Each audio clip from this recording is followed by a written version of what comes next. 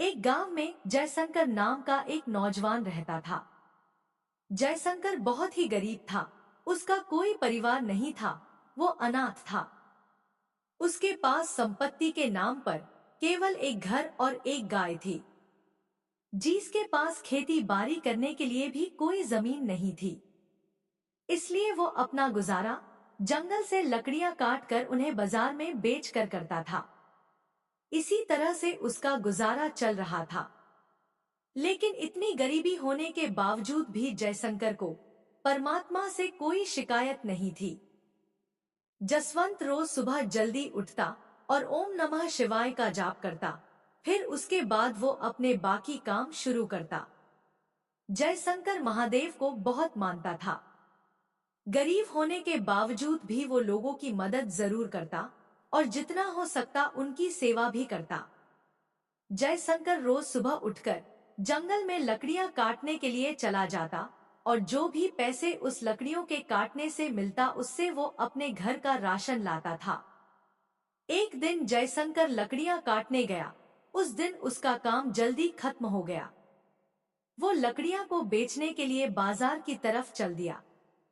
लेकिन उस दिन गर्मी बहुत ज्यादा थी, इसलिए जयशंकर का गला सूख गया। उसने आसपास देखा, लेकिन उसे कोई तालाब या नदी दिखाई नहीं दिया जहां वो अपनी प्यास बुझा सके। थोड़ी दूर चलने के बाद जयशंकर को एक झोपड़ी नजर आई। वो झोपड़ी को देखकर बहुत हैरान हुआ। वो सोचने लगा, इतने भयानक और घने जंगल में ये झोपड़ी किसकी है।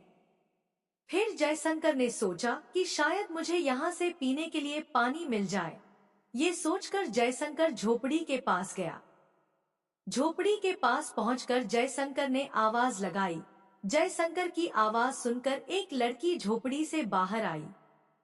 उसने जयशंकर से पूछा, आप कौन हो और मुझे आवाज क्यों लगा रहे हो। जयशंकर ने उससे कहा, मैं एक लकड़हारा हूँ और मैं इस जंगल से लकड़ियां काट कर जा रहा था, लेकिन मुझे बहुत तेज प्यास लगी। मुझे आपकी झोपड़ी नजर आई और मैंने सोचा शायद पीने के लिए पानी मिल जाए। लड़की ने उससे कहा, आप रुको, मैं अभी आपके लिए पानी लेकर आती हूँ। यह कहकर लड़की अंदर गई और जयशंकर के लिए पानी लेकर आई। जयशंकर ने पानी पिया जिससे उसकी प्यास बुझ गई। फिर उसने लड़की से पूछा, आप कौन हो और इस खतरनाक जंगल में क्यों रहती हो। लड़की ने कहा, मेरा नाम कोमल है और मैं जंगल में अकेली रहती हूँ। पहले मेरे साथ मेरे दादाजी भी रहते थे, लेकिन कुछ दिनों पहले उनकी मृत्यु हो गई, मगर अब वो भी मुझे छोड़ गए। जयशंकर ने उसकी बात सुनकर कहा, तुम्हें अकेले इस जंगल में डर नहीं लगता। कोमल ने कहा, नहीं, मुझे डर नहीं लगता। मुझे अब इस जंगल की आदत हो गई है। यहाँ रहते हुए मेरा आधा जीवन तो कट गया है, बाकी बचा हुआ भी कट जाएगा। अब देखने लायक रह ही क्या गया है। माँ बाप तो बचपन में ही चले गए, अब दादाजी भी चले गए। जयशंकर ने उसकी बात सुनकर कहा, मेरा जीवन भी तुम्हारे जैसा है। मेरा भी इस दुनिया में कोई नहीं है। मैं खुद गांव में अकेला रहता हूँ और लकड़ियां काटकर उन्हें बेचकर अपना गुजारा करता हूँ। कोमल ने जयशंकर की बात सुनकर कहा, मेरे पास केवल मेरे दादाजी ही थे। दादाजी को हमेशा मेरी शादी की चिंता सताती रहती थी। वो हमेशा यही सोचते थे कि मेरे जाने के बाद तुम्हारा क्या होगा, जिसके कारण उन्होंने एक दो जगह मेरी शादी के लिए बात भी की। लेकिन मेरी एक आंख नहीं होने के कारण कोई मुझसे शादी करने के लिए तैयार नहीं हुआ। कोमल की यह बात सुनकर जयशंकर के मन में एक ख्याल आया। उसने कोमल से कहा, मैं तुमसे एक बात करना चाहता हूँ, लेकिन वो बात करते हुए मुझे डर लग रहा है। कोमल ने उसकी बात सुनकर कहा, ऐसी क्या बात है जो तुम इतना सोच रहे हो। तुम जो कुछ भी कहना चाहते हो साफ साफ बोलो। जयशंकर ने हिम्मत करके कहा, क्या तुम मुझसे शादी करोगी। कोमल ने एकदम चौंक कर पूछा, ये तुम क्या कह रहे हो। तब जयशंकर बोला, तुम मुझे मना भी कर सकती हो। मैं सोच रहा था कि मेरा भी इस दुनिया में कोई नहीं है और तुम्हारा भी इस दुनिया में कोई नहीं है। हम दोनों ही इस दुनिया में अकेले हैं। परमात्मा के सिवाय हम दोनों का कोई भी नहीं है। हम दोनों एक साथ रहकर सुख और दुख दोनों बांट सकते हैं। हम दोनों एक दूसरे का सहारा बन सकते हैं। कोमल ने उसकी बात सुनकर कहा, लेकिन तुम मुझसे ही शादी क्यों करना चाहते हो? मेरी तो एक आंख भी नहीं है और दूसरी आंख से भी मुझे कम दिखाई देता है। जयशंकर ने कहा, मुझे इससे कोई फर्क नहीं पड़ता। तुम सिर्फ ये बताओ कि तुम मुझसे शादी करोगी कि नहीं। कोमल ने थोड़ी देर सोचा और फिर शादी के लिए हाँ कर दी। उसके बाद जयशंकर और कविता ने मंदिर में जाकर शादी कर ली। फिर उसके बाद जयशंकर कोमल को लेकर अपने घर आ गया। घर पहुंचकर जयशंकर ने कोमल से कहा, देखो ये मेरा छोटा सा घर है और यहाँ तुम्हारा स्वागत करने वाला कोई नहीं है। लेकिन तुम यह बात सोचकर दुखी मत होना और आज से यह बात याद रखना कि इस घर की मालकिन तुम हो और तुम्हें ही सब कुछ देखना है।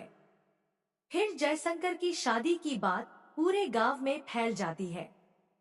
खबर सुनते ही गांव वाले जयशंकर के घर आते हैं और उसको आवाज लगाते हैं।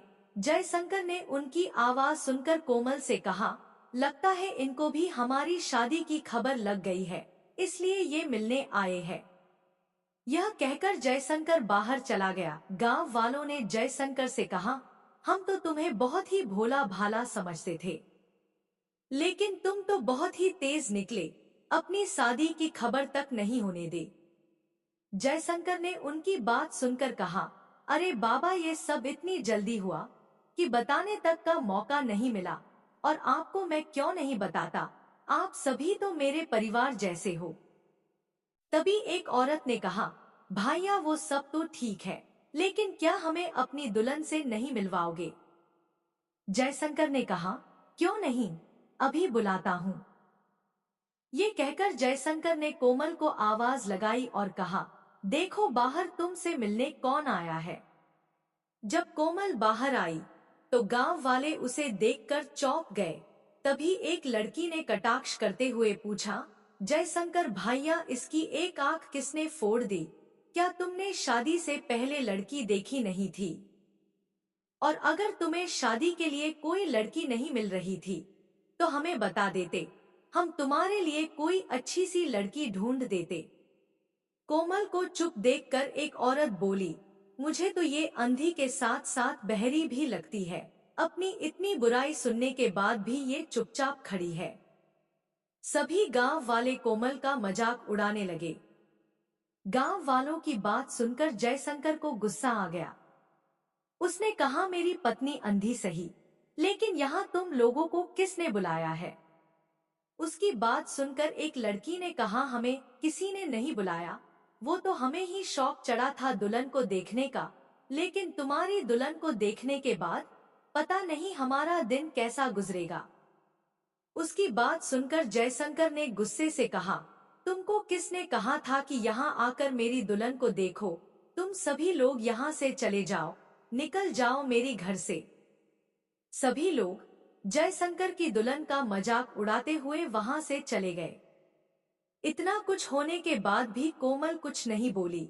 जयशंकर उसका दर्द समझता था। जयशंकर ने उसको कहा, यह लोग तो पागल हैं, तुम चिंता मत करो, भोलेनाथ सब ठीक करेंगे। जयशंकर की बात सुनकर कोमल थोड़ी ठीक हो गई। उसके बाद दोनों का जीवन चलने लगा। जयशंकर को रोज सुबह नमः शिवाय जपते हुए देखकर कोमल को बहुत अच्छा लगता। वह भी रोज सुबह जल्दी उठ जाती। उसके बाद जयशंकर और कोमल दोनों नमः शिवाय जपने बैठ जाते। नमः शिवाय का जाप करने से दोनों को बहुत शांति मिलती। इस तरह से उनका जीवन चलने लगा। एक दिन कोमल ने जयशंकर से कहा, तुम तैयार हो जाओ, तब तक मैं नदी से पानी लेकर आती हूँ। यह कहकर कोमल पानी लेने चली गई। जब वो नदी पर पानी के लिए पहुंची तो नदी पर गांव की कुछ औरतें खड़ी हुई थी, जो कोमल को देखकर उसका मजाक उड़ाने लगी। और कहने लगी, आज इसको ऐसा सबक सिखाएंगे कि अगली बार ये पानी लेने के बारे में सोचेगी भी नहीं। फिर सभी औरतें आपस में मिलकर उसके अंधेपन का मजाक उड़ाने लगी, लेकिन कोमल ने उनकी बातों का कोई जवाब नहीं दिया और चुपचाप खड़ी उनकी बातें सुनती रही। फिर जब बहुत देर हो गई तो उन औरतों ने कोमल को पानी तक भरने नहीं दिया। कविता चुपचाप घर वापस चली गई। जब वह घर पहुंची तो जयशंकर ने उसके खाली मटके को देखकर पूछा, तुम तो पानी भरने गई थी, फिर तुम्हारा मटका बिल्कुल खाली क्यों है? तुम पानी भरकर क्यों नहीं लाई? कोमल कुछ बोले बिना घर के अंदर चली गई। जयशंकर भी उसके पीछे पीछे घर के अंदर आ गया। फिर उसने कोमल से पूछा, क्या हुआ? तब कोमल ने कहा, जब मैं नदी पर पानी भरने गई तो गांव की औरतों ने वहां भी मेरा मजाक उड़ाया। जयशंकर को उसकी बात सुनकर उसे गुस्सा आ गया।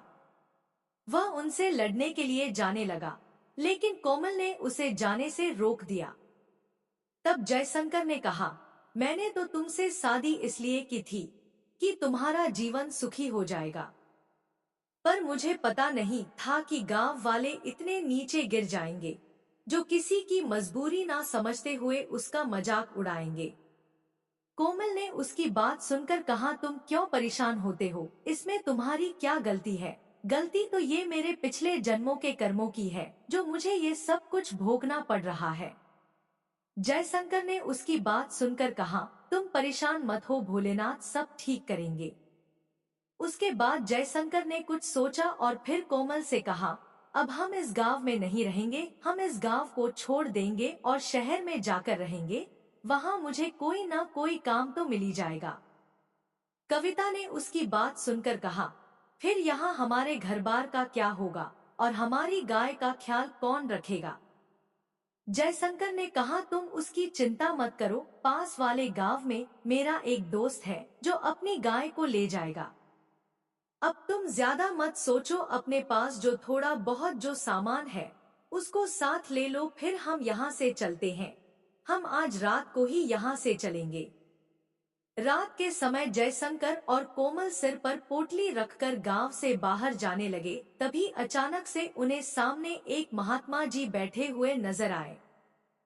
महात्मा के चेहरे पर बहुत तेज था। जयशंकर और कोमल ने उन्हें देखकर उनके चरणों में माथा टेका और उनके सामने हाथ जोड़कर बैठ गए। जयशंकर ने पूछा, गुरुजी आप कौन हैं और इस भयानक जंगल में क्या कर रहे हैं? महात्मा ने उनकी बात का कोई जवाब नहीं दिया। और फिर महात्मा उनसे पूछा, तुम दोनों इतनी रात में कहाँ जा रहे हो? तब जयशंकर ने महात्मा को सारी बात बताई। जयशंकर की बात सुनकर महात्मा ने कहा, तुम अपने महादेव पर विश्वास रखो और एक दिन यहाँ मेरे पास रहो, महादेव सब ठीक करेंगे। जयशंकर और कोमल ने कुछ देर सोचा और फिर दोनों रुकने के लिए तैयार हो गए। जहाँ पर महात्मा बैठे हुए थे उनके पीछे ही महात्मा की झोपड़ी थी। महात्मा ने उन दोनों को वहां सोने के लिए कहा। तब जयशंकर और कोमल ने पूछा, लेकिन महात्मा जी आप कहाँ सोएंगे?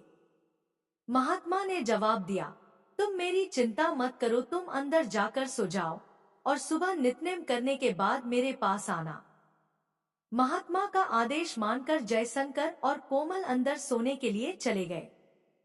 सुबह 3 बजे जयशंकर और कोमल उठे और महादेव का नाम जपने लगे। अपना नित्नेम पूरा करने के बाद दोनों महात्मा के पास बाहर आए। महात्मा बैठे उनका इंतजार कर रहे थे। दोनों ने महात्मा को प्रणाम किया। महात्मा ने कोमल से कहा, बेटा सामने जो नदी है तुम भोलेनाथ का नाम लेकर उसमें स्नान करके आओ। कोमल महात्मा की बात मानकर नदी के पास चली गई और नमः शिवाय जपती हुई नदी में उतर गई। जब उसने पानी में डुबकी लगाई और उसके बाद बाहर आई तो वो जोर जोर से जयशंकर को आवाज देने लगी। जयशंकर कोमल की बात सुनकर दौड़कर उसके पास पहुंचा। कोमल ने खुशी खुशी जयशंकर से कहा, देखो मेरी आंखों की रोशनी वापस आ गई है। जयशंकर को उसकी बात पर विश्वास नहीं हुआ, लेकिन जब उसने ध्यान से देखा तो उसे विश्वास हो गया। कि कोमल ठीक कह रही है, लेकिन इस चमत्कार के बारे में जयशंकर और कोमल को कुछ समझ में नहीं आया।